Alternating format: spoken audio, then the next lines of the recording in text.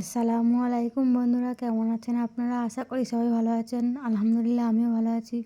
আবারও একটি নতুন ভিডিও নিয়ে আপনাদের সামনে চলে এসেছি। মিজানুর রহমান আজহারীর ওয়াজ।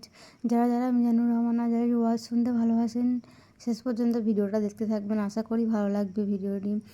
যদি ভালো লাগে একটি লাইক, কমেন্ট ও শেয়ার করে চ্যানেলটি সাবস্ক্রাইব করে পাশে থাকবেন। বন্ধুরা ভালো থাকবেন। ও আল্লাহ, আপনি ক্ষমতার মালিক। ক্ষমতার মালিক কে? আপনি যারে চান ক্ষমতার চেয়ারে বসান, আবার যারে চান ক্ষমতা থেকে নামিয়ে দেন। ফেরাউনকে মিশরের মসনদে বসালো কে? আবার সাগরের পানিতে সুবানি খাওয়াইলো কে? নমরুদকে ইরাকের চেয়ারে বসালো কে? আবার মশার কামড় দিয়ে শেষ করে দিল কে? ডোনাল্ড ট্রাম্পকে আমেরিকার ক্ষমতার চেয়ারের মধ্যে বসালো কে? ডোনাল্ড ট্রাম্প যদি বান্দ্রামি করে ওইটারও লাথি মাইরা নামায়া দিতে পারে কে? এজন্য আল্লাহ বললেন, তাবারাকাল্লাযী বিয়াদিহিল মুলকু ওয়া হুয়া আলা কুল্লি শাইইন কাদির। সুমহান সেই সত্তা যার হাতে ক্ষমতা। সব ক্ষমতা কার হাতে? জোরে বলেন না, কার হাতে? এই পৃথিবীতে অনেক দেশের প্রধানমন্ত্রী কিংবা প্রেসিডেন্ট ক্ষমতার চেয়ারে 5 বছরের মেয়াদে বসে। জানেন? জানেন না? না, কোন দেশে 5 বছরের মেয়াদে, কোন দেশে 10 বছরের মেয়াদে। তো আমার আল্লাহ ক্ষমতার চেয়ারে বসছে কয় বছরের মেয়াদে? কথা বলেন। 20 বছর, 50 বছর, 100, 200, এর চেয়ে বেশি? উনার ক্ষমতার নির্দিষ্ট মেয়াদ নাই, উনার আজীবন মেয়াদ। সুবহানাল্লাহ কবেন না? হুয়াল আউয়ালু ওয়াল আখিরু ওয়াল যাহিরু ওয়াল বাতিন ওয়া হুয়া বিকুল্লি শাইইন আলিম। আল্লাহ বললেন, আমি প্রথম, আমি শেষ, আমি প্রকাশ্য, আমি গোপন। অনাদিকাল থেকে আমি আল্লাহ ক্ষমতার চেয়ারে বসা, অনন্তকাল পর্যন্ত থাকবো। ঠিক কি না? 5 বছর 10 বছরের মেয়াদে আল্লাহ ক্ষমতার চেয়ারে বসে নাই। আল্লাহর ক্ষমতার মেয়াদ হচ্ছে আজীবন মেয়াদ। চিল্লায় বলেন ঠিক কি না? বুঝে শুনে উত্তর দিবেন। পৃথিবীর অনেক দেশে ক্ষমতায় যেতে হলে ডেমোক্রেটিক সিস্টেমে ক্ষমতায় যেতে হয়, মানে ভোটে জিতে। তো আল্লাহ তো ভোটে জিতে ক্ষমতায় আসছে, তাই না? ভোট ছাড়া, হ্যাঁ, এমনি এমনি চলে আসছে। আবার পৃথিবীর অনেক দেশে ডিক্টেটরশিপ সিস্টেমে, মানে স্বৈরাচারী পদ্ধতিতে, জোর যা মুল্লুক তার, ওই সিস্টেমে ক্ষমতায় বসে। আল্লাহ তো এই সিস্টেমে আসছে না। আচ্ছা, আবার অনেক দেশে আছে মোনার্কি সিস্টেম, রাজতন্ত্র। বাবা রাজা, তার ছেলেও রাজা। তো আল্লাহর বাবা ছিল রাজা, এই জন্য আল্লাহ রাজা। বিষয়টা কেমন? আল্লাহ বললেন, খবরদার, আমার ক্ষমতার সাথে তোদের ক্ষমতা মিলাবি না। কুল হুয়াল্লাহু আহাদ, আল্লাহুস সামাদ, লাম ইয়ালিদ ওয়া লাম ইউলাদ ওয়া লাম ইয়াকুন লাহু কুফুয়ান আহাদ। লাম ইয়ালিদ ওয়া লাম ইউলাদ, আমি কাউরে জন্ম দেই নাই, আবার আমি কারো কাছ থেকে জন্ম নেই নাই, উত্তরাধিকার সূত্রে কারো কাছ থেকে ক্ষমতা পাই নাই। বিশ্বের শুরুতে, মহাবিশ্বের শুরু থেকে যে ক্ষমতার চেয়ারে আমি আল্লাহ বসে আছি, আমি আল্লাহ এই ক্ষমতার চেয়ারে শেষ পর্যন্ত থাকবো। চিল্লায় বলেন ঠিক কি না? আমাদের ক্ষমতার সাথে ওনার ক্ষমতার কোনো মিল নাই। আবার পৃথিবীর অনেক দেশে দেখবেন ক্ষমতায় যেতে হলে কোয়ালিশন করা লাগে। বাংলাদেশে এটা বলে জোট করা লাগে। কি করা লাগে? জোটের রাজনীতি বাংলাদেশে আছে না নাই? কথা বলেন। কথা কয় না, মনে হয় কিছু বুঝেই না। জোটের রাজনীতি আছে না নাই? জোট যার বেশি, ক্ষমতা তার বেশি। ঠিক কিনা? প্রথমে শুরু হইলো 4 দলীয় জোট, তারপর 14 দলীয়, তারপর 18 দলীয়, এরপর 20 দলীয়, এরপর মহাজোট, এবার হবে মহাজোট। তো আল্লাহ তো জোট করে ক্ষমতায় আসছে। আল্লাহর জোট করা লাগছে, কোয়ালিশন করা লাগছে। আল্লাহ বললেন, খবরদার, ওয়ালাম ইয়াকুল্লাহু শারীকুম ফিল মুলকি ওয়া কাব্বিরহু তাকবীরা। আমার ক্ষমতায় কোনো অংশীদার দল নাই, আমার ক্ষমতার মধ্যে কোনো শরীক দল নাই, আমার কোনো জোট নাই, আমার কোনো কোয়ালিশন নাই। আমি একাই ক্ষমতার মালিক, আমার ক্ষমতায় ভাগ বসানোর মতো কেউ নাই। জোরে কোন ঠিক কি না? আবার দেখবেন পৃথিবীর অনেক দেশে আন্দোলনের মাধ্যমে ক্ষমতার চেয়ার থেকে নামানো যায়। যিনি প্রেসিডেন্ট, একটা আন্দোলন করলে ক্ষমতা থেকে নামানো যায়, এরকম আছে না নাই? গণ অভ্যুত্থান করতে পারলে, আন্দোলন করতে পারলে ক্ষমতা থেকে নেমে যায়। আমি যখন মিশরে পড়াশোনা করি, মিশরের প্রেসিডেন্ট ছিল হোসনি মুবারক। মিশরে একটা আন্দোলন হলো, ওই আন্দোলনের ঠেলায় হোসনি মুবারক ক্ষমতা ছেড়ে দিতে বাধ্য হলো। তো আমরাও যদি পৃথিবীর সবাই মিলে আল্লাহর বিরুদ্ধে আন্দোলন করি, আল্লাহ ক্ষমতা ছেড়ে দিতে বাধ্য হলো। বুঝে শুনে উত্তর দিয়েন। পৃথিবীর সবাই মিলে চাইলেও আল্লাহ ক্ষমতা থেকে নামবে না। আচ্ছা, যত জিন আছে মহাবিশ্বে সব জিনারা যদি বলে আমরাও একাত্মতা ঘোষণা করলাম, আমরাও আল্লাহরে মানি না, মানুষ জিন ভাই ভাই, আল্লাহর আর রক্ষা নাই, তাইলে তো আল্লাহ ক্ষমতা ছেড়ে দিবে, তাই না? ছেড়ে দিবে। আবার ফেরেশতারাও যদি বলে আমরাও মানি না, মানুষ জিন ফেরেশতা তিন দলীয় জোট। কয় দলীয়? কথা বলেন। মানুষ জিন ফেরেশতা তিন দলীয় জোট করে যদি আল্লাহর ব্যাপারে বিদ্রোহ করি, তাহলে আল্লাহর ক্ষমতা শেষ নাকি? আল্লাহর ক্ষমতা শেষ? আল্লাহ বললেন ওয়া আন্নাকুম গায়রু মুজিজিল্লাহ,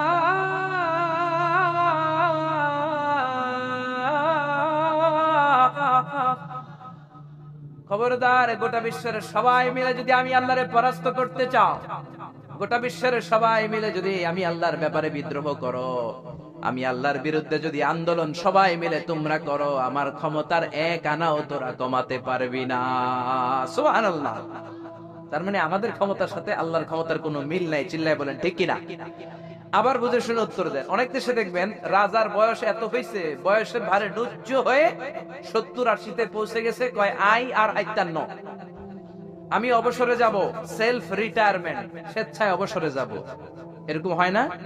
অনেক রাজা, সুলতান, প্রেসিডেন্ট স্বেচ্ছায় অবসরে চলে যায়। তো আল্লাহরও তো অনেক বয়স হয়েছে, এখন আল্লাহর অবসরে যাওয়ার সময় এসেছে।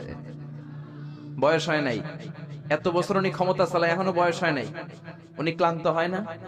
উনার ঘুমে ধরে না? আল্লাহ বললেন খবরদার, লা তাখুযুহু সিনাতু ওয়ালা নাওম, আমার ঘুম নাই, আমার কোনো নিদ্রা নাই, আমার কোনো তন্দ্রা নাই, আমার কোনো ঝিমুনি নাই। ওয়ালা ইয়াউদুহু হিফযুহুমা ওয়া হুয়াল আলিয়্যুল আযীম। এই পুরো মহাবিশ্বটা পরিচালনা করতে যে আমি আল্লাহ ক্লান্ত হই না, আমি আল্লাহর তন্দ্রা আসে না, আমি আল্লাহর ঝিমুনি আসে না, আমি আল্লাহর ঘুম আসে না। আমি আল্লাহ একাই মহাবিশ্বের সব ক্ষমতার মালিক। ঠিক কিনা? এজন্য আল্লাহ বললেন তাবারাকাল্লাযী বিয়াদিহিল মুলকু ওয়া হুয়া আলা কুল্লি শাইইন কাদির। মহান সেই সত্তা যার হাতে ক্ষমতা। ক্ষমতা কার হাতে? সবাই বলেন না, ক্ষমতা কার হাতে? নাকি আপনাদের হাতে? আর কোনদিন বলবেন জনগণ সকল ক্ষমতার উৎস? আর কোনদিন বলবেন সকল ক্ষমতার উৎস হচ্ছে একজন, তিনি কে? আওয়াজ করে বলতে হবে তিনি কে? আমরা বললাম আল্লাহ, বুঝলাম আপনি ক্ষমতার মালিক, আর কিসের মালিক বলেন? আল্লাহ বললেন আল্লাযী খালাকাল মাউতা ওয়াল হায়াতা লিয়াবলুয়াকুম আইয়ুকুম আহসানু আমালা ওয়া হুয়াল আজিজুল গফুর। আমি শুধু ক্ষমতারই মালিক নই, আমি এমন আল্লাহ যে আল্লাহ জীবন তৈরি করলাম, যে আল্লাহ মরণ তৈরি করলাম। আমি জীবনেরও মালিক, মরণেরও মালিক। আমাদেরকে জীবন দিয়েছে কে? মরণ দিয়েছে কে? আমাদের প্রাণ ভিক্ষা দিতে পারে কে? নাকি আপনাদের রাষ্ট্রপতি? আপনাকে রাষ্ট্রপতি তো নাকি প্রাণ ভিক্ষা দেয়, দেয় না? আরে রাষ্ট্রপতিরও তো প্রাণ ভিক্ষা দিবে আল্লাহ। চিল্লায় বলেন ঠিক কিনা? আল্লাহ বললেন আমি এমন আল্লাহ আল্লাযী খালাকাল মাউতা ওয়াল হায়াতা লিয়াবলুয়াকুম আইয়ুকুম আহসানু আমালা। তোমরা কে কেমন আমল করো এটা দেখার জন্য আমি জীবন বানালাম, মরণ বানালাম, আর জীবন মরণের মাঝখানে তৈরি করলাম রূহ। রূহ তৈরি করলাম। কি তৈরি করলাম? রূহ মানুষ তৈরি করতে পারে না, রূহ তৈরি করতে পারে একজন, তিনি কে? মানুষ কম্পিউটার তৈরি করতে পারে, প্লেন বানাতে পারে, রকেট বানাতে পারে, রোবট বানাতে পারে, সুফিয়া খালারে বানাতে পারে, কিন্তু রুহু বানাতে পারে না। সুফিয়া খালারে চিনেন? আপনারাও চিনেন? আহা, মেয়েদের মতো লিপস্টিক দেয়া হয়েছে ওর ঠোঁটে, মেয়ের আকৃতি দেয়া হয়েছে, অবয়ব দেয়া হয়েছে। সুফিয়া রোবটটাকে দেখে আমার প্রতিবন্ধী মনে হলো। এমনে তাকায়, এমনে করে, এমনে করে, এমনে করে, আর ভেতরে সফটওয়্যারে সব সেট করে দেয়া, যেটা রিমোট কন্ট্রোলে চাপে ওই অনুযায়ী বলে। চিল্লায় বলেন ঠিক কিনা? যারা এই সুফিয়াকে বানিয়েছে, কিয়ামতের দিন আল্লাহ বলবে এই সুফিয়ার ভেতরে রূহ দে, এই সুফিয়ার ভেতরে রূহ দে। যারা এই সুফিয়া নিয়ে পৃষ্ঠপোষকতা করেছে, বিদেশ থেকে দেশে এনেছে, সবাইকেই আল্লাহর সেদিন বিচারের ট্রাইব্যুনালের, সুপ্রিম কোর্টের কারাগারে কাঠগড়ায় আসামি হয়ে দাঁড়াতে হবে। চিল্লায় বলেন ঠিক কিনা? এজন্য আল্লাহ ডেকে বললেন, গোলাম আমি জীবন বানালাম, মরণ বানালাম, জীবন মরণের মাঝখানে বানালাম রুহু। এই রুহু থাকলে তুমি জিন্দা, রুহুটা না থাকলে তুমি হয়ে যাও মুর্দা। এই যে মিজানুর রহমান আজারি কথা বলতেছে, হাসে, হাত নাড়ে, কথা বলে, কারণ রুহু আছে। এই রুহুটা বের হয়ে গেলে লাশ হয়ে পড়ে যেতে হবে। চিল্লায় বলেন ঠিক কিনা? মক্কার কাফিররা বলল, আব্দুল্লাহর বেটা মুহাম্মদ, রুহু কাকে বলে আমাদের বলো। রুহু দেখতে কেমন, কেমন করে দেহের মধ্যে রুহু ঢুকে, কেমন করে রুহুটা দেহ থেকে উড়াল দেয়। এই রুহুর ব্যাপারে তথ্য দিতে পারলে কালিমা পড়ে সবাই মুসলমান হয়ে যাব। আপনারা রুহু দেখছেন কেউ? আপনার দাদা যে মারা গেল, বাবা যে মারা গেল, রুহুটা যে উড়াল দিল, দেখছেন? কালার কেমন, সাইজ কতটুকু, ওজন কতটুকু, দেখতে কেমন? আমরা কেউ রুহু দেখেছি? চিল্লায় বলেন দেখেছি। বিশ্বনবীরে বলা হলো, আব্দুল্লাহর বেটা মুহাম্মদ, রুহু কারে বলে যদি বলতে পারো কালিমা পড়বো। বিশ্বনবী বলতে পারে না, কারণ বিশ্বনবী মন গড়া কোনো কথা বলেন না। আকাশ থেকে গ্রিন সিগন্যাল আসলে তবেই বলেন, ঠিক কিনা? বিশ্বনবী আল্লাহ তাআলার পক্ষ থেকে গ্রিন সিগন্যাল পাওয়ার জন্য উপরে তাকিয়ে রইলেন। আয়াত নাজিল হয়ে গেল, ইয়াসআলুনাকা আনির রূহি কুলির রূহু মিন আমরি রাব্বি ওয়া মা উতীতুম মিনাল ইলমি ইল্লা কালিলা। ও নবী, লোকেরা আপনারা জিজ্ঞেস করে রূহ কাকে বলে। মা হুয়ার রূহ, হোয়াট ইজ দ্য স্পিরিট? আপনি বলে দেন রূহ হলো আল্লাহর পক্ষ থেকে স্পেশাল অর্ডার। আল্লাহর অর্ডারে এই রূহটা দেহের মধ্যে ঢোকে, আবার আল্লাহর অর্ডারে রূহ বের হয়ে যায়। আল্লাহু আকবার। এই রূহটা মানুষের দেহে ঢুকে কার অর্ডারে, আবার বের হয়ে যাবে কার অর্ডারে? পৃথিবীর যত বিজ্ঞানীরা আছে সবাই মিলেও কি একটা রূহ বানাতে পারবে? জোরে বলেন না, রূহ বানাতে পারবে? আল্লাহ চ্যালেঞ্জ করে বললেন, ওমা উতীতুম মিনাল ইলমি ইল্লা কালিলা। তোমাদেরকে একেবারে যত সামান্য কিঞ্চিত জ্ঞান দিয়ে আমি তৈরি করেছি, তোমাদের এই লিমিটেড জ্ঞান দিয়ে রূহ বানানো যাবে? ইউনাইটেড স্টেটস অফ আমেরিকা একজন মেডিকেল সায়েন্টিস্ট এই চ্যালেঞ্জ গ্রহণ করলো। সে চ্যালেঞ্জ গ্রহণ করে বলল, আমি রূহ বের করে ছাড়ব। কি বের করব? রূহ। আমেরিকার ওই মেডিকেল সায়েন্টিস্ট সে চ্যালেঞ্জ করে বলল, আমি রূহ বানাবো। কি বানাবো? উত্তর দিতে হবে কিন্তু, কি বানাবো? রূহ বানাবো। কেমন করে রূহ বের হয় এটা আবিষ্কার করে আমি নোবেল প্রাইজ জিতবো, নোবেল লরেট হব। 7 বছর সে গবেষণা করলো মুমূর্ষু রোগীদের নিয়ে। মুমূর্ষু রোগী নিয়ে বসে থাকে, কখন রূহটা বের হবে, রূহ ধরার জন্য বসে থাকে। কিন্তু 7 বছরে হাজার হাজার মুমূর্ষু রোগীর দেহ থেকে রূহ উড়াল দিছে, কিন্তু রূহ ধরতে পারে নাই। সুবহানাল্লাহ কইবেন না? আচ্ছা, এইবার তার মাথায় একটা চিন্তা আসলো, না এই পন্থায় হাঁটলে তো হবে না, আমি একটা কাজ করি। বুলেট প্রুফের গ্লাস দিয়ে একটা ছোট্ট গ্লাসের রুম বানাই, ওই গ্লাসের ভেতরে মুমূর্ষু রোগী ঢুকায় দিব। বুলেট প্রুফ চিনেন তো? মানে গুলি মারলেও গুলি ঢুকবে না। আমাদের মাননীয় প্রধানমন্ত্রী, রাষ্ট্রপতি মহোদয়, ওনারা যে গাড়িগুলো চালায় এগুলো কিন্তু বুলেট প্রুফ, জানেন? গুলি মারলে গুলি ঢুকে না। তো উনি বুলেট প্রুফ গ্লাস দিয়ে, টেম্পার্ড গ্লাস দিয়ে ছোট্ট একটা রুম বানালেন, কাচের গ্লাস। উনি মনে মনে ভাবলেন, মুমূর্ষু রোগী যদি এই কাচের গ্লাসের ভেতরে ঢুকাই, যেহেতু বুলেট প্রুফ, কিছু ঢুকেও না, বাইরে হয় না, রুহু বাইরে কেমনে দেখি। তো কাচের গ্লাস বানিয়ে তার টিমের সবাইকে বলল, আইসিইউ থেকে একটা মুমূর্ষু রোগীকে ধরে আনো, আজকে আমি রুহু ধরে ছাড়ব। তো মুমূর্ষু রোগীকে আনা হয়েছে ইন্টেনসিভ কেয়ার ইউনিট থেকে, তাকে কৃত্রিম অক্সিজেন দিয়ে লাইফ সাপোর্টে রাখা হয়েছে। মেডিকেল টিমের প্রধান বলে, এই লোকটারে এই বুলেট প্রুফ গ্লাসের যে ছোট্ট রুম, এটার ভিতরে ঢুকানোর আগে চেক হিজ বিপি, তার বিপি মাপ, ব্লাড প্রেসার মাপ। তো মেপে দেখে ঠিক আছে। ওজন মাপ, বলে ওজন মাপা হলো, ওজন হচ্ছে 80 কেজি, 80 কিলোগ্রাম। কত কেজি? 80। সবাই বলেন কত কেজি? 80 কেজি। এবার মেডিকেল টিমের প্রধান বলে, মুমূর্ষু রোগীটার ভিতরে ঢুকিয়ে দে। ঢুকানো হলো। এবার সে বলল, লাইফ সাপোর্ট খুলে ফেল। সবাই বলে, স্যার লাইফ সাপোর্ট খুলে ফেললে তো মরে যাবে। মেডিকেল টিমের প্রধানকে মারার জন্যই তো আনছি, এটার না মারলে আমি রুহু পাবো কেমনে? এটা রুহুটা তো বের করতে হবে দেহ থেকে। তো যেই কথা সেই কাজ, ঢুকানো হলো, লাইফ সাপোর্ট খুলে ফেলা হলো। লোকটা গ্লাস ফিটিং করা রুমের ভেতরে ছটফট ছটফট করতে করতে দুনিয়া থেকে বিদায় নাই। এবার মেডিকেল টিমের প্রধান রুহু খুঁজতেছে। দুনিয়া থেকে বিদায়, তার মানে তো রুহু বের হয়ে গেছে, কিন্তু রুহু আর খুঁজে পায় না। গ্লাসের এই দিকে তাকায়, ওই দিকে তাকায়, নিচে উপরে ডানে বায়ে সামনে পেছনে, কোথাও রুহু নাই। রুহু খুঁজে পাওয়া যায় না। সে ভাবলো আমি গ্লাসের দরজাটা খুলে হাত দিয়ে এরকম বাইং মাছ যেমনি হাতায়, এরকম হাতাইলে হয়তো রুহু পাবো। তো কাচের গ্লাস খুলে হাত দিয়ে এরকম হাতানো শুরু করলো। হাতাতে হাতাতে পুরো গ্লাস ফিটিং করা রুমের ভিতরে সব খুঁজে ফেললে, কিন্তু রুহু খুঁজে পাওয়া যায় নাই। লোকটাকে বের করা হলো। উনি বললেন চেক হিজ বিপি, বিপি মাপতো। সবাই বলে স্যার এটা তো ময়রা ভূত হয়ে গেছে, এখন তো বিপি নাই। বিপি বুঝেন তো, ব্লাড প্রেশার, এই যে ধাক্কাটা, অলিন্দ নিলয়, সিস্টোলিক ডায়াস্টোলিক। জন্মের পর থেকেই আমাদের এই যে দম নেয়া আর দম ছেড়ে দেওয়ার খেলাটা আছে না নাই? কথা বলেন। এই যে ফুসফুস দম নেয়, দম ছেড়ে দেয়। শীতের রাতে আপনি কম্বল গায়ে দিয়ে ঘুমায় যান, আপনার দমও কি ঘুমায় যায়? আপনার দম ঘুমাইলে তো আপনি ঠুস। আয় রে মানুষ রঙিন ফানুস, দম ফুরাইলে তবু তো ভাই কারোরই নাই একটুখানি। আয় রে মানুষ রঙিন ফানুস, রঙিন ফানুস, আয় রে মানুষ। পড়েন আল্লাহু আকবার। এবার মেডিকেল টিমের প্রধান বলে চেক হিজ বিপি, বিপি মাপ। সবাই বলে বিপি নাই, কিন্তু ওজন আছে না নাই? মরার পরেও তো একটা লাশের ওজন থাকে কি থাকে না? এবার মেডিকেল টিমের প্রধান বলে চেক হিজ ওয়েট, ওজন মাপ। এবার ওজন স্কেলে সরানোর পরে দেখা গেল লোকটা মরার আগে ছিল 80, এখন হয়ে গেছে 78 কেজি। কয় কেজি? মরার আগে লোকটা ছিল কয় কেজি? মরার পরে ওজন দেওয়ার পরে ওজন হয়ে গেছে কয় কেজি? কমছে কয় কেজি? মেডিকেল টিমের প্রধান কয় আমি পাইছি। সবাই কয় কি পাইছেন? মেডিকেল টিমের প্রধান কয় ওইডা। সবাই কয় কোনডা? কয় রুহু। কেমনে পাইলেন? কয় মরার আগে ছিল 80 কেজি, মরার পরে 78 কেজি, কমছে 2 কেজি। তার মানে যেটা উড়াল দিছে ওইটাই 2 কেজি। পাইছে ঘোড়ার ডিম।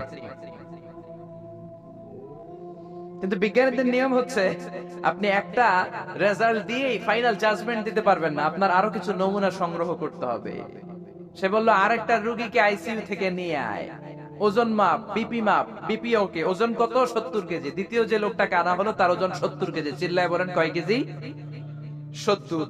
এবার গ্লাসের ভিতরে ঢুকানোর পরে অক্সিজেনের মাস্কটা খুলে ফেলা হলো। এই লোকটা অক্সিজেনের অভাবে ছটফট ছটফট করতে মরে গেল। মরার পরে আবার রুহু খুঁজে, কিন্তু গ্লাসের ভিতরে রুহু নাই। এই লোকটাকেও বের করে মেডিকেল টিমের প্রধান বলে চেক হিজ বিপি, বিপি মাপ। সবাই বলে বিপি নাই, কিন্তু ওজন আছে না নাই? এই লোকটার ওজন মরার আগে কত কেজি? 70। এবার ওজন দিয়ে দেখে এই মৃত লোকটার ওজন হয়ে গেছে 71 কেজি। কয় কেজি? আগেরটা তো কম ছিল, মিলানো গেছে। এবার যাবি কই? হ্যাঁ, আগেরটা 2 কেজি কমেছে। মনে মনে চিন্তা ছিল, রুহু যেটা ছিল উড়াল দিয়েছে, রুহু নাই, 2 কেজি কমেছে। এবার ছিল 70 কেজি, মরার পরে আরো বেড়ে গেছে 1 কেজি। এবার যাবে কই? আল্লাহ বলে কিয়ামত পর্যন্ত বিপি মাপতে পারবা, কিয়ামত পর্যন্ত বুলেট প্রুফের গ্লাসের ভিতরে লাশ ঢুকাতে পারবা, বের করতে পারবা, কিন্তু রুহু খুঁজে বের করতে পারবা না। ঠিক কি না? ইয়াসআলুনাকা আনির রূহি কুলির রূহু মিন আমরি রাব্বি ওয়া মা উতীতুম মিনাল ইলমি ইল্লা কালিলা। নবী লোকেরা আপনার রূহের ব্যাপারে জিজ্ঞেস করে, আপনি সোজা সবটা লোকদেরকে বলে দেন রূহ হলো আমার আল্লাহর আদেশ মাত্র। আল্লাহর আদেশে দেহে ঢুকে, আল্লাহর আদেশে বের হয়। পৃথিবীর কোন মানুষ রূহু খুঁজে বের করতে পারবে না। সে বের করতে পারে নাই, কারণ মানুষ মরে গেলে এক একজনের দেহের অবস্থা এক এক রকম। কারো হাতটা টাইট হয়ে যায়, খিচুনি দিয়ে দেহের সবকিছু জমাট বেঁধে যায়, ওজন কিছু বেড়ে যায়। আবার কারো দেহটা ফেসফেসে হয়ে যায়, দেহের পেটের ভেতরে যত গ্যাস ছিল এগুলো বের হয়ে দেহটা পাতলা হয়ে যায়।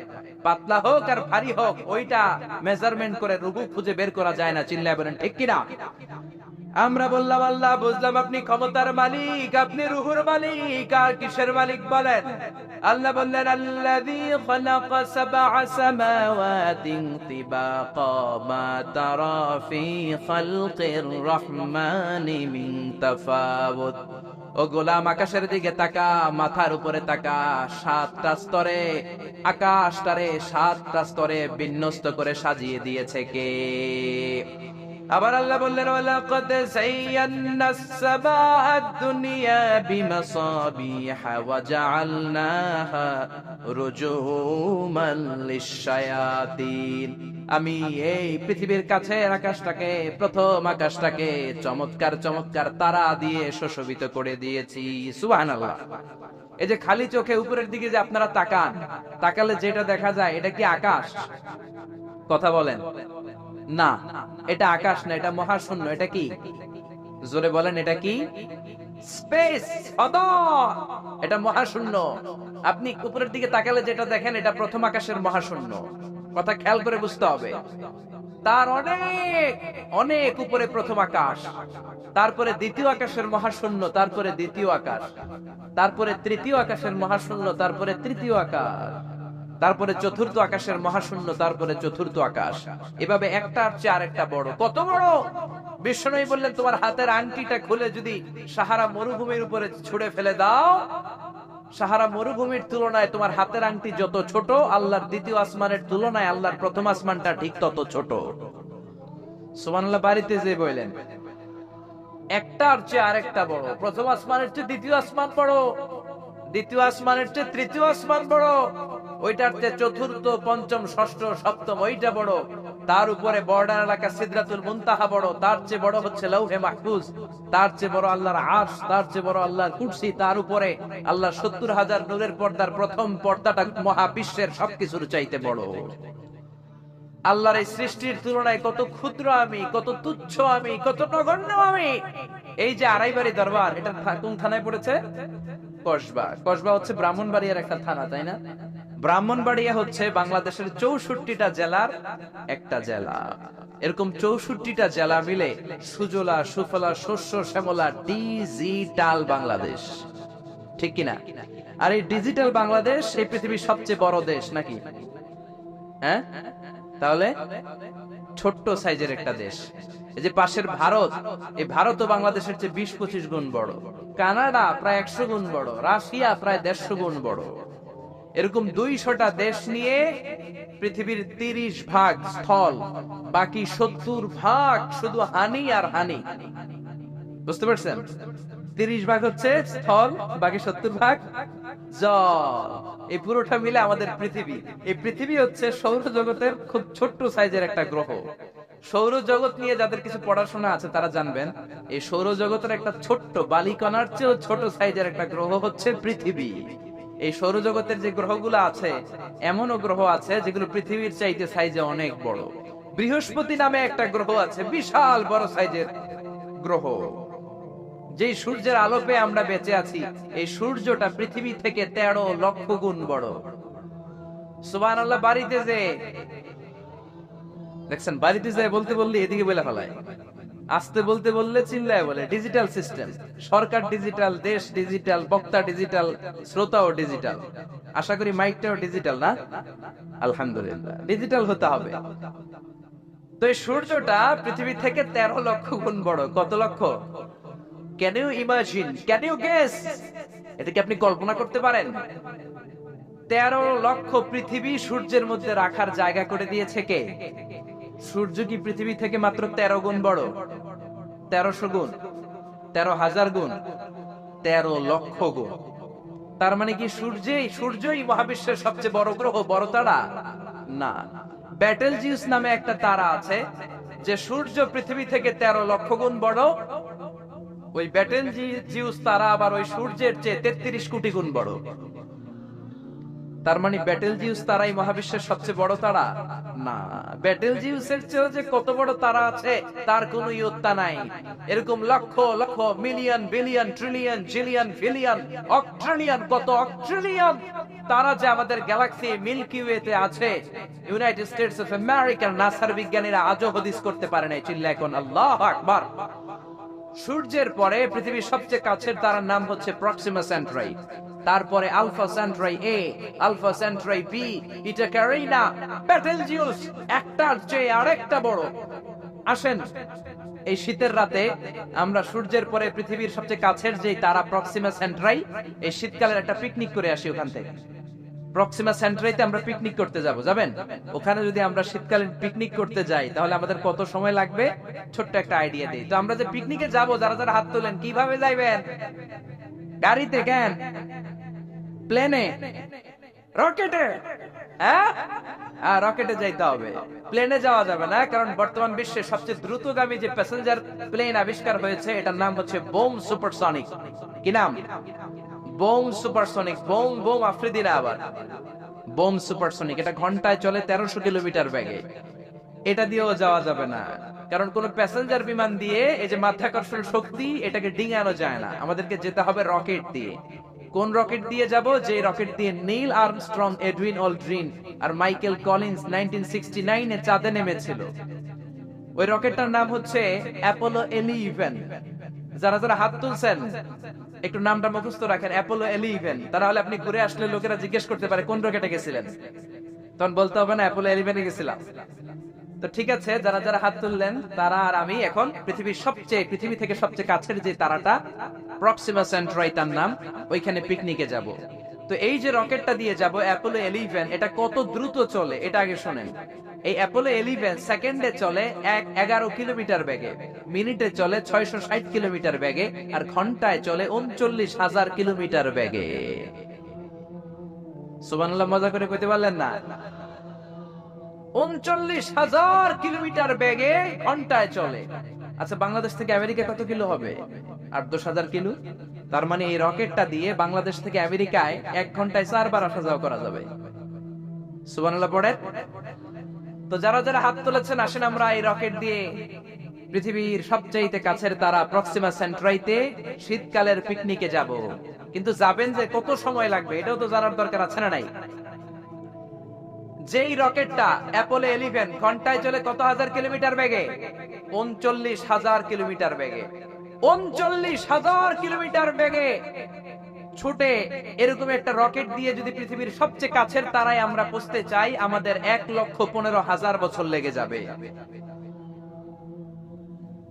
কেন ইমাজিন? আপনি কি কল্পনা করতে পারেন যে রকেটটা ঘন্টায় ছুটবে আপনাকে নিয়ে 39,000 কিলোমিটার বেগে, ওই রকেটটা দিয়ে পৃথিবীর সবচেয়ে কাছের যে তারাটা ওইটাতে পৌঁছতে আমাদের 1,15,000 বছর লেগে যাবে। তার মানে আল্লাহ যদি বলে যা আজারি কি আর করবি, তোর যখন এত শখ হয়েছে, যারা যারা হাত তুলছে তোরে আর ওদেরকে আমি 1,15,000 বছর হায়াত দিয়ে দিলাম। তা আমরা যদি যাইতে শুরু করি, বাকি যারা হাত তোলা নাই এরা মরে ভূত হয়ে যাবে। শুধু এরা না, এদের নাতিপুতিও মরে শেষ, আমাদের নাতিপুতিও শেষ। সবাই মরতে মরতে মরতে মরতে 6,000 প্রজন্ম, 6,000 জেনারেশন যখন মরে ভূত হয়ে যাবে, তখন আমাদের ওই তারার মধ্যে নামার সময় হবে। সুবহানাল্লাহ কইবেন না? গ্রিক সভ্যতার সময়কালে গ্রিকদের একটা সভ্যতা আছে, নাম শুনছেন না? গ্রিক সভ্যতা, মিশরীয় সভ্যতা, মেসোপটেমিয়াম সভ্যতা, ইনকা সভ্যতা, মহেঞ্জোদারো সভ্যতা, চিচেন ইৎজা সভ্যতা। তো এই যে গ্রিক সভ্যতার সময়কালে কেউ যদি এই প্রক্সিমা সেন্ট্রাইতে এই রকেটটা দিয়ে যাওয়া শুরু করত, তাহলে 2018 সালে তাদের পুরো সফরের মাত্র 4% কমপ্লিট হতো। 96% ট্যুর তখনও বাকি থেকে যেত। চিল্লায় পড়েন আল্লাহু আকবার। ওই আল্লাহ ডেকে বললেন, গোলাম ওয়ালাকাদ যায়্যানাস সামাআদ দুনিয়া বিমাসাবিহা ওয়া জাআলনাহা রুজুমান লিশ-শায়াতিন। এরকম বিশাল বিশাল তারকারাজি দিয়ে, তারা দিয়ে প্রথম আকাশটাকে আমি আল্লাহ সুশোভিত করে দিয়েছি। পড়েন সুবহানাল্লাহ। তো এরকম তারা কি মহাশূন্যে শুধু একটা আছে? কত হাজার আছে কেউ জানে না। চিল্লায় বলেন ঠিক কিনা? সূরাতুল মুলক অনেক লম্বা, তো আমি হাইলাইটেড জায়গাগুলো নিয়ে আপনাদের সাথে কথা বলি। এরপরে রব্বুল আলামিন প্রথম রুকুর শেষের দিকে বললেন, ওয়া আসিররু কাওলাকুম আও ইজহারু বিহি ইন্নাহু আলিমুম বিযাতিস সুদূর। ও গোলাম, তোমরা আস্তে কোনো কথা বলো, প্রকাশ্যে বলো কিংবা গোপনে বলো, কেউ শোনে না, শোনে কে? চিল্লায় বলেন, কেউ যেটা দেখে না দেখে কে? কেউ যেটা শোনে না শোনে কে? দুনিয়ার সবার চোখ আপনি ফাঁকি দিতে পারবেন, আমার আল্লাহর চোখ ফাঁকি দেয়া যাবে নাকি? আচ্ছা বলেন তো, পুলিশের চোখ ফাঁকি দেয়া যায় কি যায় না? র্যাবের চোখ, বিমানবন্দরে কাস্টমস অফিসারের চোখ, দুর্নীতি দমন কমিশনের অফিসারের চোখ, পরীক্ষার হলে ম্যাজিস্ট্রেটের চোখ, কিন্তু আমার আল্লাহর চোখ ফাঁকি দেয়া যায়? আপনি রাত্রিবেলা দরজা বন্ধ করে জানলা আটকে দিয়ে বাতি বন্ধ করে পাপ করেছেন, অন্যায় করেছেন, কেউ দেখে নাই, দেখেছে কে? এরপরে আল্লাহ বললেন, আওয়ালাম ইয়ারাউ ইলা তায়রি ফাওকাহুম সাফাতিন ওয়া ইয়াকবিদনা মা ইউমসিকুহুন্না ইল্লার রাহমান ইন্নাহু বিকুল্লি শাইইন বাসীর। আল্লাহ ডেকে বললেন, গোলাম ওরা কি পাখির দিকে তাকায় না? আওয়ালাম ইয়ারাউ ইলাত তাইর, ওরা কি পাখির দিকে নজর করে না? ফাওফাহুম সাফাতি ওয়া ইয়াকবিদ, যেই পাখিগুলো ওদের মাথার উপর দিয়ে উড়ে বেড়ায়, যেই পাখিগুলো ওদের মাথার উপরে ডানাগুলো মেলে দেয়, আবার ডানাগুলো ছাপতে জমিনের মধ্যে নেমে আসে, ওরা কি পাখির দিকে তাকায় না? কেউ যদি পাখি নিয়ে গবেষণা করে সে নাস্তিক হতে পারে। আপনি যদি পাখি নিয়ে রিসার্চ করেন আপনি নাস্তিক হতে পারবেন না। এজন্য আল্লাহ তাআলা পবিত্র আল কোরআন আল কারীমের অনেক জায়গায় পাখির কথা বললেন, পাখি দিয়ে আল্লাহ দৃষ্টান্ত দিলেন। সুলাইমান আলাইহিস সালামকে আল্লাহ নিয়ামত বাড়ায় দেয় কে? আর শুকরিয়া না করলে নিয়ামত কেড়ে নেয় কে? লা ইন শাকারতুম লা আযীদান্নাকুম ওয়া লা ইন কাফারতুম ইন্না আযাবি লাশাদীদ। যদি শুকরিয়া করো নিয়ামত বাড়িয়ে দেব। কার কথা? আরো জোরে বলেন, কথাটা কার?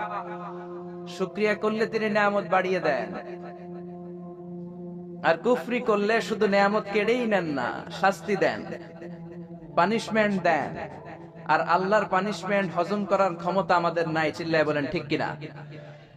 বিশ্বনবী সাল্লাল্লাহু আলাইহি ওয়াসাল্লাম মক্কার সবচেয়ে বড় কুস্তিগীর রুকানাকে ধরে মাটিতে 3টা আছাড় মেরেছিলেন। তো কুস্তি লাগার আগে বিশ্বনবী কুস্তি খেলতে চায় না, কিন্তু রুকানা বলে তুমি কুস্তি না খেললে আমি কালেমা পড়বো না। বিশ্বনবী রহমতের নবী, দয়ার নবী, মায়ার নবী ভাবলেন একজনের সাথে কুস্তি লাগলে সে যদি কালিমা পড়ে মুসলমান হয়ে জাহান্নাম থেকে বাঁচে, তাহলে কুস্তি লাগতে দোষ কোথায়? তো কুস্তির জন্য প্রস্তুত হলেন। বিশ্বনবীও প্রস্তুত, রুকানাও প্রস্তুত। তো রুকানা বলে মুহাম্মদ তুমি আগে মারো। বিশ্বনবী বললেন আমি আগে মারলে ওই মায়ের তুই হজম করতে পারবি না। কারণ বিশ্বনবীর এক হাতের ভেতরে জান্নাতের 40 জনের শক্তি ঢুকিয়ে দিয়েছে কে? সাহাবারা বলতেন আমরা যখন বিশ্বনবীর সাথে ঘোড়া হাঁকাতাম, বিশ্বনবী ঘোড়া টান দিলে বিশ্বনবী 2-3 সেকেন্ডের মধ্যে কত মাইল যে সামনে চলে যেতেন, সামনে ধোঁয়া আর বালু ছাড়া মরুভূমিতে কিচ্ছু দেখা যেত না। তো বিশ্বনবীর হাতের মায়ের জন্য কেউ হজম করতে পারে না। আল্লাহ যদি পানিশমেন্ট দেয়, শাস্তি দেয়, ওই শাস্তি হজম করার শক্তি আমাদের নাই। চিল্লায় বলেন ঠিক কিনা? কারণ আল্লাহ বলে ইন্না বাতশা রাব্বিকা লাশাদীদ, আমি আল্লাহর পাকড়াওটা বড় কঠিন। আমি আল্লাহ সব সময় ধরি না, কিন্তু ধরলে ধরে ধরে ধরে না, ধরলে আল্লাহ ফেরাউনকে ধরে না, ধরে না, ধরে না, কিন্তু যখন ধরছে তখন নমরুদরে ধরে না, ধরে না, কিন্তু যখন ধরছে তখন। এখনো যদি কেউ বান্দরামি করে ওরেও আল্লাহ ধরে না, ধরে না, কিন্তু যখন ধরবে তখন ছাড়বে। আব্রাহারে ধরে না, ধরে না, কিন্তু আবাবিল পাখি দিয়ে যখন টাইট করে ধরলেন তখন আব্রাহারে কেউ বাঁচাতে পারে নাই। ঠিক কিনা? আবার কাবা ভাঙতে মে পাঠাওয়া বাবিল, দাও খোদা দাও আমায় আবার, ওমারে দারাজ দিল, দাও খোদা দাও আমায় আবার, ওমারে দারাজ দিল। চিল্লায় পড়েন আল্লাহু আকবার। এজন্য সব সময় শুকরিয়া করব কার? আল্লাহ আমাদেরকে আজীবন আমরণ তার বেশি বেশি শুকরিয়া করার তৌফিক দান করুক। তাহলে আপনারা সবাই ভালো আছেন না? শীত লাগে? লাগে না? আমি শীতে কাঁপতেছি কয় লাগে না। তাহলে মাফলার পরছেন কেন? হ্যাঁ, চাদর গায়ে দিছেন কেন? সত্যি করে বলেন শীত লাগে? এবার আবার কয় লাগে। আসলে কোনটা সঠিক, আগেরটা না এখনকারটা? এই শীতের কথাও কোরআনে আছে না নাই? রিহলাতাশ শীতাই ওয়াস সাইফ। কুরাইশরা বছরে 2বার বিজনেস করতে বেরোতো, একটা শীতকালে আর একটা গ্রীষ্মকালে। শীতের কথা আল্লাহ কোরআনে দিয়েছেন। তো আলহামদুলিল্লাহ, আল্লাহ আমাদেরকে ভালো রেখেছে। আড়াইবাড়ি দরবার শরীফের উদ্যোগে আজকের 80তম বিশাল ইসালে সওয়াব তাফসীরুল কোরআনের মাহফিলের মুহতারাম সভাপতি আমার প্রিয় নানা ভাই অধ্যক্ষ গোলাম সরওয়ার সাঈদী পীর সাহেব, আড়াইবাড়ি দরবার। আল্লাহ আমার প্রিয় নানা ভাইকে তুমি কবুল করে নাও। তিনি যেভাবে কোরআনের আলোকে গোটা বাংলাদেশ সহ গোটা বিশ্বে ছড়িয়ে দিচ্ছে, এর ধারাবাহিকতা আল্লাহ তুমি অটুট রাখো, তাকে তুমি সুস্থ রাখো। আমার আরেক নানা ভাই আড়াইবাড়ির বিশ্বাস কুমিল্লা, উনি খুব অসুস্থ, হার্টে 3টা রিং পরানো হয়েছে। আল্লাহ তুমি ওনাকেও সুস্থ করে দাও। কেউ অসুস্থ হলে বিশ্বনবী পড়তেন আল্লাহুম্মা রাব্বান নাস আযহিবিল বা'স ইশফি আনতাশ শাফি লা শিফা ইল্লা শিফাউক শিফাউন লা ইগাদিরু সাকামা। আবার পড়তেন আসআলুল্লাহাল আযীম রাব্বাল আরশিল আযীম আন ইয়াশফিয়া। এজন্য অসুস্থ হলে এই দোয়াগুলো পড়বেন, তাহলে সুস্থ করে দিবে কে? তাবিজ তোমার ঝুলানো যাবে না। অনেকে অসুস্থ হইলে তাবিজ ঝুলায়, আসে না নাই? বিশ্বনবী 4 মাস, কোন বর্ণনায় 6 মাস অসুস্থ ছিলেন। লাবিদ ইবনুল আসাম, ইহুদীদের মিত্র, বিশ্বনবীকে ব্ল্যাক ম্যাজিক করেছে, কিন্তু বিশ্বনবী তাবিজ ঝুলান নাই। পরে মুআউযিজাতান সূরাতুল ফালাক সূরাতুন নাস নাযিল করে দিল কে? বিশ্বনবী পড়ে ফু দিলেন, বিশ্বনবী সুস্থ হয়ে গেল। চিল্লায় পড়েন আল্লাহু আকবার। এজন্য যারাই আজকের প্রোগ্রামে এসেছেন, আল্লাহ তাদের সবাইকে ভালো রাখুক, সুস্থ রাখুক। যত অসুস্থ আছে তাদের সবাইকে আল্লাহ শিফায়ে কামেলা নসিব করুক, আমরা পড়ি আমিন। আজকের মাহফিল আসতে পেরে আমরা খুশি না বেজার? কম না বেশি? আমরা সবাই খুশি পরিমাণে বেশি আওয়াজ করে পড়েন আল্লাহু আকবার। আমরা শুরুতে ফরমালি আল্লাহ তাআলাকে থ্যাঙ্কস জানাই যে আল্লাহ তাআলা এরকম চমৎকার পরিবেশে কোরআন শোনার জন্য আমাদেরকে বসার তৌফিক এনায়েত করলেন। আমরা সবাই পড়ে নিচ্ছি কালিমাতুশ শুকর আলহামদুলিল্লাহ। আওয়াজ করে পড়েন রব্বানা লাকাল হামদ হামদান কাসীরান তাইয়িবান মুবারাকান ফীহি ইয়া রাব্বি লাকাল হামদু কামা ইয়ানবাগি লিজালালি ওয়াজহিকা ওয়া আযীমি সুলতানিকা লাকাল হামদু বিল ঈমান লাকাল হামদু বিল ইসলাম লাকাল হামদু বিল কোরআন। আমরা প্রশংসা করলাম কার? জিকির করলাম কার? আল্লাহর নামটা জপতে কেমন লাগে? আল্লাহর তার সুন্দর নামগুলো ধরে ধরে ডাকতে কেমন লাগে? আপনার অন্তরের যত জ্বালা যন্ত্রণা মিটিয়ে দিতে পারে একজন, তিনি কে? হিন্দুরা ডাকে কৃষ্ণকে, আমরা ডাকি আল্লাহকে। হিন্দুরা বলে जो तो मिटाना चाहे जीवन का तृष्णा सुबह शाम बोल बंदे कृष्ण कृष्ण कृष्ण। কিন্তু আমরা বলি जो तो मिटाना चाहे जीवन का जाला सुबह शाम बोल बंदे अल्लाह अल्लाह अल्लाह। ঠিক কি না? এজন্য আমাদের অন্তরের জ্বালা মেটাতে পারে একজন, তিনি কে? কেউ যেটা পারে না পারে কে? কেউ যেটা দেখে না দেখে কে? কেউ যেটা দেয় না দেয় কে? আমাদের মাথার উপরে কি বিশাল আকাশ, এক আকাশের চেয়ে আরেক আকাশ বড়। তার উপরে কোরআনের বাড়ি লৌহে মাহফুজ, সিদরাতুল মুনতাহা, ফেরেশতাদের কিবলা বাইতুল মামুর, তার উপরে আল্লাহর আরশ, তার উপরে আল্লাহর কুরসি। ওই কুরসির উপর থেকে ৭০,০০০ নূরের পর্দা, সেখান থেকে আল্লাহ আমাদের উপর রহমত নাজিল করেন। এত উপর থেকে শব্দ জমিনের নিচেও কোন পিপিলিকা যদি নীরবে নিঃশব্দে হেঁটে যায়, আল্লাহ ওই পিঁপড়ার পায়ের আওয়াজটাও শুনতে পায়। সুবহানাল্লাহ বাড়িতে যাই বললেন, আরো জোরে পড়েন সুবহানাল্লাহ। আসেন সে আল্লাহর নামের আমরা বড়ত্ব ঘোষণা করি। আল্লাহ বলেন রব্বাকা ফাকাব্বির, নবী আপনি আপনার রবের নামের বড়ত্বের ঘোষণা দেন। আসেন আল্লাহর নামের ৩টা তাকবীর দিয়ে আমরা সরাসরি কোরআন থেকে শুনবো ইনশাআল্লাহ। পড়েন। প্রথম তাকবীর দিবেন বিবাহিতরা, দ্বিতীয় তাকবীর দিবেন অবিবাহিতরা, তৃতীয় তাকবীর দিবেন সবাই মিলে। বিবাহিত বনাম বিবাহিত না করলে আজকে আপনাদের জড়তা কাটবে না। বিবাহিতরা হাত তুললেন তো দেখি। আপনাদের দলে আমিও আছি ইনশাআল্লাহ, হাত নামান। অবিবাহিত কারা আসছে দেখি। ওরে আল্লাহ, এটা দেখি অবিবাহিতদের মাহফিল। মাশাআল্লাহ, হাত নামাও। আমি লিল্লাহি তাকবীর বললে প্রথমে আমার বিবাহিত বাজানরা পড়বেন আল্লাহু আকবার, এরপর অবিবাহিতরা পড়বেন দ্বিতীয় পর্যায়ে আল্লাহু আকবার, আর তৃতীয় পর্যায়ে আজকে সবাই মিলে আমরা তাকবীর দিয়ে গলা ফাটাই দিব। পারা যাবে মুসলমান? শুরুতে বিবাহিতরা রেডি হন। বিবাহিত ভাইরা রেডি? রেডি? ওনারা যে রেডি এটাও কইতে পারে না রেডি। এদের আওয়াজ শুনে মনে হচ্ছে মহিলা সমাবেশে ওয়াজ করতেছি। মহিলা সমাবেশ হয় কসবাতে, মহিলা সমাবেশে এদিকে একটা পর্দা থাকে, আমি কাউরে দেখি না, আমি ওয়াজ করতেই থাকি আর অন্তেই থাকে, কোনো সুবহানাল্লাহ নাই, আলহামদুলিল্লাহ নাই, কোনো আওয়াজ নাই। তো মনে হচ্ছে যে মহিলা সমাবেশ। আপনারা সামনে যারা বসা মহিলা না পুরুষ?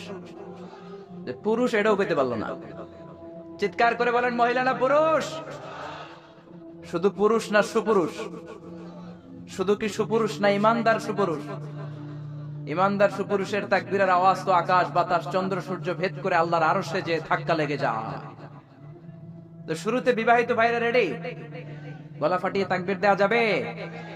আমি পড়বো লিল্লাহি তাকবীর, প্রথম পর্যায়ে বিবাহিতরা পড়বে আল্লাহু আকবার। অনেকে কাশি দিয়ে গলা ঠিক করতেছে। তো বিবাহিত ভাইরা তাকবীর দেন, অবিবাহিতরা চুপ থাকো। বিবাহিত ভাইরা পড়েন লিল্লাহি তাকবীর।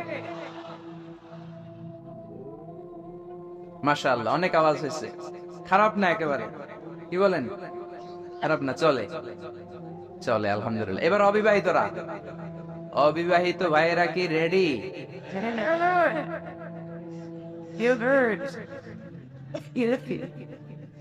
রেডি? আল্লাহু আকবার। আচ্ছা, অবিবাহিতরা এবার তাকবীর দাও, লিল্লাহি তাকবীর।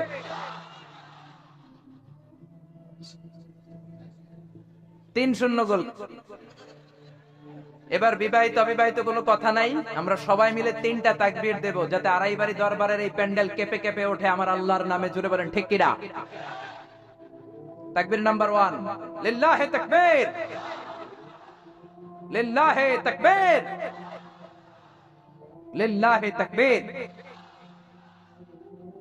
আল্লাহ যদি কিয়ামতের দিন বলে, যা তুই আমার নামে তাকবীর দিয়েছিস, তোরে আমি মাফ করে দিলাম, আমরা আল্লাহর কাছে শুধু মাফ চাই, নাজাত চাই, ঠিক কিনা? আর কিছু যে চাই না আমি, চাই গো নাজাত। আল্লাহ তোমার কাছে আমার এই মুনাজাত, আল্লাহ তোমার কাছে আমার এই মুনাজাত। পড়েন আমিন। আমি আমার খুতবার শুরুতে সূরা মুলকের প্রথম আয়াত তেলাওয়াত করেছি। আসুন আজকের এই চমৎকার রজনীতে, এই মুবারক রজনীতে, এই বরকতময় সন্ধ্যায়, রাতে আমরা সূরাতুল মুলকের আলোকে কথা শুনি। আওয়াজ করে পড়েন ইনশাআল্লাহ। সূরাতুল মুলক আল কুরআন আল কারীমের 29তম পারায় অবস্থিত সর্বপ্রথম সূরা, 29 পারার প্রথম সূরা। সূরাটি মাক্কি সূরা। এই সূরায় রুকু রয়েছে 2টি, আয়াত আছে 30টি। অনেক বরকতময় সূরা। বিশ্বনবী বলেন, ইন্না হাযিহি সূরা মানিআতুন মিন আযাবিল কবর। এই সূরাটা যে তেলাওয়াত করবে, আল্লাহ তাআলা তাকে কবরের আযাব থেকে বাঁচায় দিবে। সুবহানাল্লাহর আস্তে বলেন। কোন সূরা তেলাওয়াত করলে? সূরা মুলক। সবাই বলেন কোন সূরা? Consider this program, tafsir program, as a class. The person is delivering lecture, sitting in front of you, he is your teacher, and you all sitting guys are the students of Tafsirul Quran. এই প্রোগ্রামগুলো, শীতের প্রোগ্রামগুলোকে ক্লাসের মতো মনে করবেন, তাহলে কিছু শিখে যাওয়া যাবে। আমার আগে হযরতুল আল্লাম কামালউদ্দিন সৈয়দ কামালউদ্দিন জফরি সাহেব ছিলেন আমাদের শিক্ষক, আমরা ছিলাম কোরআনের ছাত্র। এখন আমি একটু করে বসার সুযোগ পেয়ে গেলাম, আমি হয়ে গেলাম শিক্ষক, আর আমরা সবাই কোরআনের ছাত্র। খুশি না বেজার? তো সূরাতুল মুলক এমন সূরা যেটা আপনাকে কবরের আযাব থেকে বাঁচাবে। বিশ্বনবী বললেন, মানিআতুন মিন আযাবিল কবর। এই সূরা যে তেলাওয়াত করবে তার কোনো কবরের আযাব হবে না। পড়েন সুবহানাল্লাহ। আমাদের কবরে যাওয়া লাগবে কি লাগবে না? কোনো সন্দেহ আছে? একদিন মাটির ভেতরে হবে ঘর রে মন আমার, কেন বাঁধো দালান ঘর রে মন আমার, কেন বাঁধো দালান ঘর। একদিন মাটির ভেতরে হবে ঘর রে মন আমার, কেন বাঁধো দালান ঘর। ঠিক কিনা? দাদা চলে গেল, বাবা চলে গেল, চাচা চলে গেল, ফুফা চলে গেল, আপনি মনে হয় যাবেন না। যাবেন? তার জোরে বলা যায় না আপনি যাবেন না?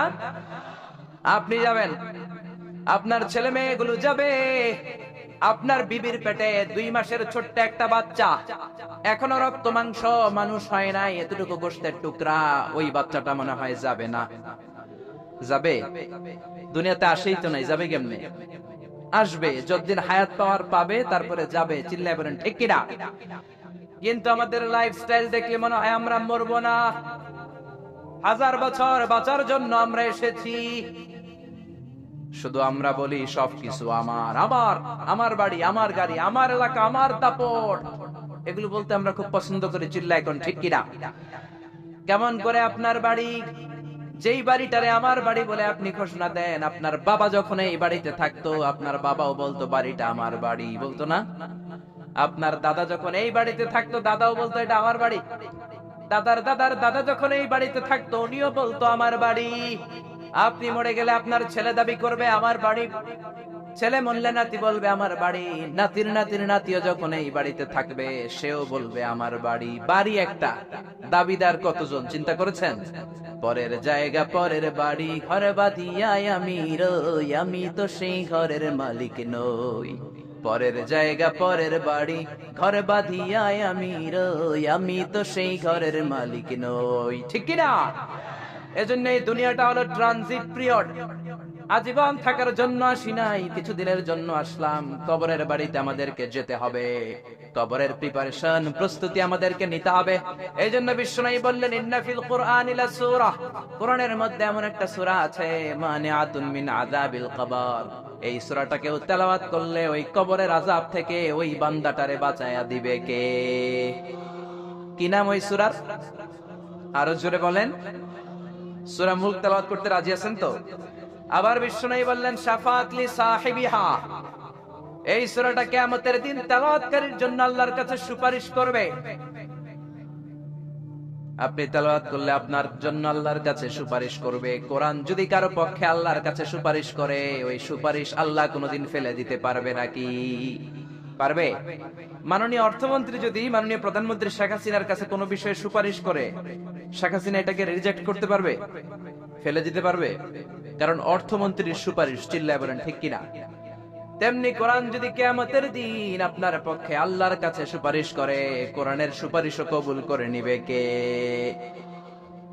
আবার বিশ্বনবী বললেন, খাসামাত আন সাহিবিহা, এই সূরাটা কিয়ামতের দিন তেলাওয়াতকারীর পক্ষ নিয়ে আল্লাহর সাথে ডিবেট করবে, ঝগড়া করবে, তর্ক করবে। আল্লাহর সাথে ডিবেট, আল্লাহর সাথে ঝগড়া, সাহস বেশি না কম? জোরে বলেন। আল্লাহর সাথে ঝগড়া করবে, তর্ক করবে, কতক্ষণ? হাত্তা আদখালাহুল্লাহুল জান্নাহ, যতক্ষণ না আল্লাহ তাআলা এই সূরার তেলাওয়াতকারীকে জান্নাতে ঢুকিয়ে না দেয়, ততক্ষণ এই সূরা আল্লাহর সাথে তর্ক করতেই থাকবে। চিল্লায় সবাই পড়েন আল্লাহু আকবার। এজন্য বিশ্বনবী বলতেন, মান ক্বারা বিহা ফি লাইলাতিন ফাকাদ আকসারা ওয়া আতাবা, রাত্রি বেলা এই সূরাটা যে তেলাওয়াত করবে, তার আমলনামাটা সওয়াব দিয়ে পরিপূর্ণ করে দিবে কে? এখন দিন নাকি রাত? জোরে বলেন। এখন সূরাতুল মুলকের তাফসীর শুনলে প্রত্যেকের আমলনামাটারে সওয়াব দিয়ে পূর্ণ করে দিবে কে? এজন্য বিশ্বনবী বলতেন, আমি চাই আমার প্রতিটা উম্মতের হৃদয়ে এই সূরাটা গাঁথা থাক। আমি চাই আমার প্রতিটা উম্মতের সিনার ভিতরে সূরাতুল মুলকটা মুখস্থ থাক। আমি চাই আমার প্রতিটা উম্মতের কলিজার ভিতরে এই সূরাটা হিফজ করা থাক। পড়েন সুবহানাল্লাহ। এজন্য বিশ্বনবীর উম্মত হিসেবে এই সূরাতুল মুলক আমাদের মুখস্থ থাকার দরকার আছে না নাই? জোরে বলেন। সূরা মুলক মুখস্থ করতে রাজি আছেন? যেই কয়েকজন ইনশাআল্লাহ বলছেন শুধু তারা করবেন, বাকিরা করবেন না। সূরাতুল মুলক মুখস্থ করতে রাজি আছেন সবাই? এই সূরার মাত্র 30টা আয়াত। কয়টা? এক মাসে কয়দিন? আপনাদের এই আড়াইবাড়ি এলাকায় কয়দিন? এদিকে 30 দিন। তাহলে প্রতিদিন যদি একটা করে আয়াত মুখস্থ করেন, পুরা সূরাটা মুখস্থ করতে লাগবে কয়দিন? জোরে বলেন না। তাহলে আগামী এক মাসে আমরা এই সূরাতুল মুলক মুখস্থ করে ফেলবো। রাজি আছেন? রাজি আছেন সবাই? আল্লাহ তুমি কবুল করো। এখন পড়া শোনাবেন কার কাছে? এটা আপনাদের হোমওয়ার্ক, বাড়ির কাজ, হোম টাস্ক, আল ওয়াজিব আল মানসিলি। এক মাস পরে তো আমি থাকবো না, আমি তো ওয়াজ করে চম্পট। পড়া শোনাবেন এলাকার ইমাম সাহেবদের কাছে, খতিব সাহেবদের কাছে, হাফেজ সাহেবদের কাছে। বলবেন, আজহারি ভাই এসেছিল, এসে সূরাতুল মুলক আমাদেরকে পড়া দিয়ে গেছে। মুখস্থ করতে রাজি আছেন সবাই? সবাই রাজি? This surah is an eye opener for you. এই সূরাটা আপনার চোখকে খুলে দিবে, আপনার চিন্তার জগতে একটা আন্দোলন তৈরি করবে, আপনার ঘুমন্ত বিবেককে জাগিয়ে তুলবে। সুবহানাল্লাহ পড়েন। নাস্তিকদের জন্য এই সূরার ভেতরে আল্লাহ তাআলা কিছু ডোজ দিয়ে দিয়েছে, কিছু মেডিসিন। এজন্য এই সূরার আলোকে আমরা জানার চেষ্টা করব কি কি মেডিসিন আল্লাহ নাস্তিকদের জন্য দিলেন। আমরা আল্লাহকে বিশ্বাস করি তাই আমরা আস্তিক, আর যারা বিশ্বাস করে না তারা কি? বাংলার জমিনে এরকম কিছু নাস্তিক আছে না নাই? নতুন এক এটা জাহান্নামের নরকীট আর পিতৃ পরিচয়হীন জারদ সন্তান। জোরে বলেন ঠিক কিনা? বাংলাদেশ সরকারের উচিত এই বেয়াদবটাকে আইনের আওতায় আনা, বিচারের আওতায় আনা, বিশাল সমাবেশ করে লক্ষ মানুষের সামনে ফাঁসির রশিতে ঝুলিয়ে দেয়া। এই বেয়াদবটাকে 60% মুসলিম যে দেশে বসবাস করে ওই দেশে বসে কোরআনকে গালি দেওয়ার পর্দা তোর আসলো কোত্থেকে? চিল্লা এখন ঠিক কিনা? এজন্য আমাদেরকে এক থাকতে হবে, ন্যাক থাকতে হবে। কোরআনের বিরুদ্ধে কথা বললে তাদেরকে কোনো ধরনের চান্স দেয়া যাবে না। চিল্লা এখন ঠিক কিনা? যারা কোরআনের গালি দেয় তারা এই জমিনটা চিনে নাই। এই জমিন পীর আউলিয়াদের জমিন। এ জমিন দাড়িওয়ালাদের জমিন, টুপিওয়ালাদের জমিন, এ জমিন আলিয়া মাদ্রাসার জমিন, কওমি মাদ্রাসার জমিন, এ জমিন টঙ্গীর তুরাগপাড়ের বিশ্ব ইস্তেমার জমিন। জোরে কোন ঠিক কিনা? এদেশে আর কিছু থাকবা না থাক, আমার কোরআন থাকবেই। আর কিছু থাকবা না না থাক, হাক্কানি দরবারগুলো থাকবেই। যে দেশে আল্লাহু আকবার ধ্বনির সাথে সকালে সূর্য ওঠে, আল্লাহু আকবার ধ্বনির সাথে সাথে সকালে সূর্য ডুবে, ও দেশে আর কিছু না থাক, আমার কোরআন থাকবেই। চিল্লায় এখন ঠিক কিনা? ওই কোরআনের জন্য আমরা জীবন বাজি রাখতে রাজি আছি। চিল্লায় এখন ঠিক কিনা? কারা কারা রাজি? দুহাত উঁচু করে আল্লাহর দেখা।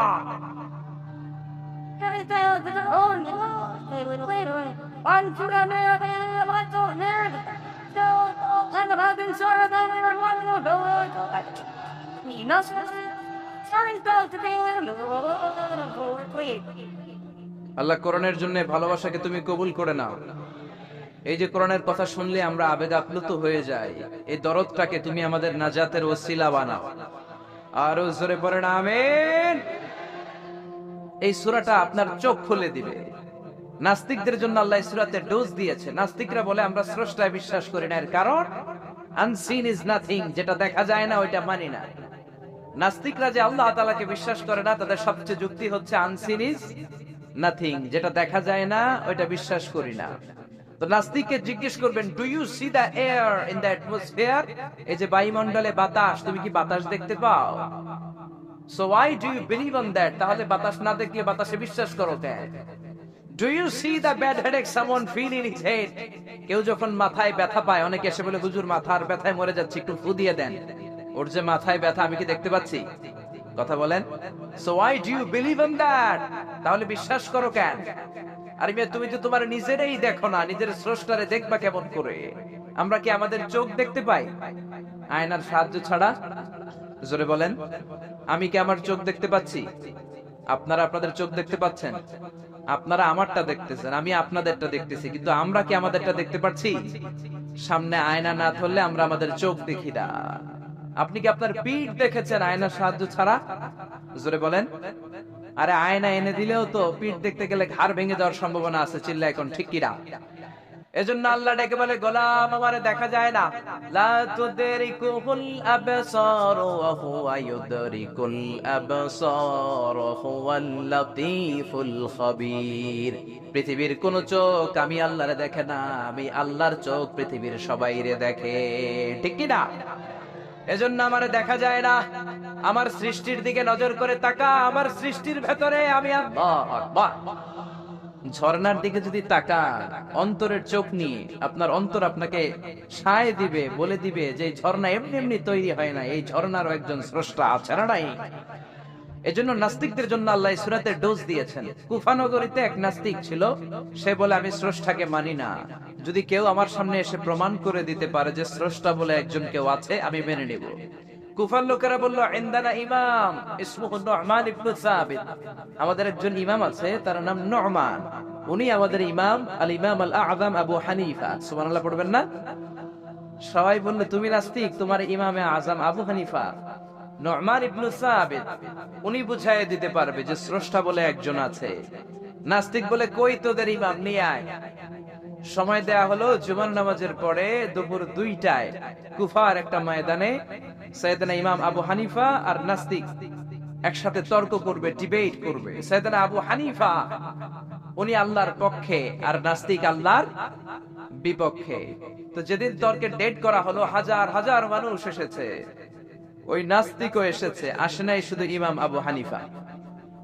2টার দিকে এসে সবাই বসে আছে, আসে না। 2:30 বাজে, আসে না। 3টা বাজে, আসে না। 3:30 আসে না।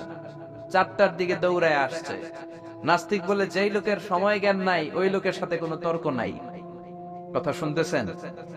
মনোযোগ আছে না গেছে? যার সময়ের জ্ঞান নাই তার সাথে তর্ক নাই। ইমাম আবু হানিফা বললেন, ইনদি উযর, আমার ওজর আছে, আই হ্যাভ এক্সকিউজ। কি এক্সকিউজ আছে? আবু হানিফা বলতে শুরু করলেন, আমি যখন ঘর থেকে বের হয়ে যাই, আমার বাড়ির সামনে বিশাল একটা নদী পড়ে যায়, এই নদীটা পার হয়ে আসতে হয়। আজকে যে দেখি নদীর সামনে কোনো মানুষ নাই, কোনো নৌকা নাই, কেউ নাই। নদীর পাশেই বিশাল বড় একটা গাছ। হঠাৎ দেখলাম এমনি এমনি গাছটা কেটে 2 ভাগ হয়ে গেল। এমনি এমনি গাছ থেকে তক্তা বেরোয় জোড়া লেগে গেল। করাত ছাড়া, মিস্ত্রি ছাড়া কাঠগুলো অটোমেটিক্যালি লেগে লেগে নৌকা হয়ে গেল। মাঝি ছাড়া, লগি ছাড়া, বৈঠা ছাড়া এই নৌকাতে আমি উঠে বসলাম, নৌকা আমাকে নিয়ে টান দিয়ে সা করে নদীর উপার নিয়ে গেল। এই প্রসেসিংটা হতে আমার 2 ঘন্টা সময় লেগেছে। কয় ঘন্টা? নাস্তিক কয় তবে ইমাম গাঞ্জা খাইছে, গাঞ্জা। তোদের ইমাম গাঁজা খেয়েছে অথবা গত রাতে ঘুমায় নাই। সাইয়েদনা ইমাম আবু হানিফা বললেন, এমন কথা বলেন কেন? নাস্তিক বলে, মানুষ ছাড়া, করাত ছাড়া, মিস্ত্রি ছাড়া গাছ এমনি এমনি 2 ভাগ হয়ে যায় নাকি? এমনি এমনি তক্তা জোড়া লেগে যায় নাকি? কাঠের পিস গুলো জোড়া লেগে লেগে নৌকা হয়ে যায় নাকি? মাঝি ছাড়া, লগি ছাড়া, বৈঠা ছাড়া নদীর এপার থেকে নৌকা কাউকে নিয়ে ওপারে চলে যায় নাকি? ইমাম আবু হানিফা বললেন, now you are on the right track. এই তো আপনি লাইনে চলে আসছেন, এখন আপনার বোঝানো সহজ হবে আমার। সাইয়েদনা ইমাম আবু হানিফা বললেন, বুঝলাম, এমনি এমনি কিছু হয় না, এমনি এমনি তক্তা হয় না, এমনি এমনি নৌকা হয় না, এমনি এমনি মাঝি ছাড়া নৌকা চলে না। তাহলে আকাশটা কেমন করে এমনি এমনি হলো? জমিনটা কেমন করে এমনি এমনি হলো? মহাশূন্য কেমন করে এমনি এমনি হলো? নবমণ্ডল ভূমণ্ডল কেমন করে এমনি এমনি হলো? কার ইশারায় সাগর বয়ে যায়, কার ইশারায় ঝর্ণা চলে? চিল্লা এখন সুবহানাল্লাহ। নাস্তিক বলে, তাই তো, এইভাবে তো আমি ভেবে দেখি নাই, আসলেই তো আমি একটা উল্লুকা পাঠা, আমি তো চিন্তা করি না এইভাবে। নাস্তিক বলে, ও ইমাম, আপনি আমার ঘুমন্ত বিবেককে জাগিয়ে দিয়েছেন, আমার চোখ আপনি খুলে দিয়েছেন, আর দেরি করার দরকার নাই। আপনি আমারে পড়িয়ে দেন, লা ইলাহা ইল্লাল্লাহু মুহাম্মাদুর রাসূলুল্লাহ সাল্লাল্লাহু। এজন্য সূরার ভিতরে নাস্তিকদের জন্য কিছু মেডিসিন দিয়েছে কে? আরো জোরে সবাই বলেন, কে? সূরার নাম আরো জোরে সবাই বলেন না, কি নাম? সূরা মুলক। মুলক মানে ক্ষমতা। মুলক মানে কি? মুলক মানে পাওয়ার, মুলক মানে অথরিটি, মুলক মানে সভরেনিটি। আল্লাহ শুরু করলেন, তাবারাকাল্লাযী বিয়াদিহিল মুলকু ওয়া হুয়া আলা কুল্লি শাইইন কাদির। সুমহান সেই সত্তা যার হাতে ক্ষমতা, আর তিনি পৃথিবীর সবকিছু করার ব্যাপারে সক্ষমতা রাখেন। সুবহানাল্লাহ। আল্লাহ শুরু করলেন তাবারাকা দিয়ে, তাবারাকাল্লাযী বিয়াদিহিল মুলক। সুবহান সেই সত্তা যার হাতে ক্ষমতা। ক্ষমতা কার হাতে? সবাই বলেন, কার হাতে? নাকি আপনাদের হাতে? আপনারা তো বলেন ক্ষমতা আপনাদের হাতে, বলেন না? জনগণ সকল ক্ষমতার উৎস, বলেন না? এটা রাষ্ট্রীয় কুফরি। রাষ্ট্র থেকেও কিছু কুফরি আমাদেরকে শেখানো হয়, এজন্য রাষ্ট্রের সব সিগন্যাল মেনে নেওয়া যাবে না। চিল্লা এখন ঠিক কিনা? জনগণ সকল ক্ষমতার উৎস নয়, সকল ক্ষমতার উৎস হচ্ছে একজন, তিনি কে? একটু খেয়াল করে বুঝে উত্তর দেন। কেমন করে আপনি ক্ষমতার উৎস হন? আপনার যখন পেটে ব্যথা হয়, আপনি বিছানায় গড়াগড়ি খান কি খান না? ডায়রিয়া হলে চিল্লাচিল্লি করেন কি করেন না? তো আপনি না ক্ষমতার উৎস, আপনি চিল্লাচিল্লি করেন কেন? 3 বার ডায়রিয়ার কারণে টয়লেটে গেলে 4th বার আর চেহারার দিকে তাকানো যায় না। 5 বার বাথরুমে গেলে বাইরে একা আই আর হাইতান্ন, আই মরি যাইও। তো হাইতান্ন কিল্লাই? আপনি না ক্ষমতার মালিক। ডায়রিয়া হলে আপনি টয়লেট থেকে বের হয়ে বলবেন, আমি ক্ষমতার মালিক, এই জন্য আমার ডায়রিয়া হয়েছে। আসলে আমরা ক্ষমতার মালিক নই, ক্ষমতার মালিক একজন, তিনি কে? আমরা হলাম সবাই দুর্বল। ওয়াখলিকাল ইনসানু দাঈফা। আমাদেরকে দুর্বল বানিয়ে আল্লাহ তৈরি করেছেন। শুধু আমরাই দুর্বল নই, আমরা দুর্বলের ঘরের দুর্বল। আমরা দুর্বল, আমাদের বাবাও দুর্বল, দাদাও দুর্বল, তার মানে দুর্বলের ঘরের, দুর্বলের ঘরের আমরা তো দুর্বল। রিকশার টায়ার পাঞ্চার হলে আমরা বাজারে লাফ দিয়ে উঠি, লাফ দেন না? আমি কত লাফ দিছি। আমি তো এক জেলা থেকে আরেক জেলায় তাফসীর প্রোগ্রামের কারণে যাওয়া লাগে, তো মাঝ রাতে মাঝে মাঝে ট্রাকের চাকা টায়ার পাঞ্চার হয়ে যায়, তো লাফ দিয়ে উঠি। রিকশাওয়ালারে বলি, কিরে? ড্রাইভারে বলি, কিরে কিসের আওয়াজ? বলে, হুজুর ট্রাকের টায়ার পাঞ্চার হয়ে গেছে। লাফ দিয়ে উঠি। কোনো ক্ষমতা নাই। পিছন থেকে কেউ যদি বলে, হুজুর মাহফিলের প্যান্ডেলে সাপ, ফস, খুঁজে পাওয়া যাবে? আপনারা থাকলো আমি দৌড় দেবো এসি বাদিয়া। চাচা আপন প্রাণ, বাসা 3-4টা বাবা ব্যাং যদি কেউ ছেড়ে দেয়, এখানে একটা, ওইদিকে একটা, ওইদিকে একটা, ব্যাং আর কি লাভ দিবে? তার চেয়ে 3 ডবল লাভ দিয়ে আপনারা পালাবেন, ঠিক কিনা? তাহলে আসলে আমাদের কোনো ক্ষমতা নাই, ক্ষমতার মালিক হলো একজন, তিনি কে? এজন্য রব্বুল আলামিন বলেন, তাবারাকাল্লাযী বিয়াদিহিল মুলকু ওয়া হুয়া আলা কুল্লি শাইইন কাদির। সুমহান সেই সত্তা যার হাতে ক্ষমতা, ক্ষমতা কার হাতে? আমাদের কোনো ক্ষমতা নাই, আমরা নকল ক্ষমতার মালিক, আসল ক্ষমতার মালিক একজন, তিনি কে? আমাদের যে ক্ষমতা নাই, এটা ভূমিকম্প হইলে টের পাওয়া যায়। রাত 3টার দিকে যখন ভূমিকম্প হয়, সব লোক বিল্ডিং থুয়ে দেয় দৌড়, ভাড়াটিয়াও দৌড়, বাড়িওয়ালাও দৌড়।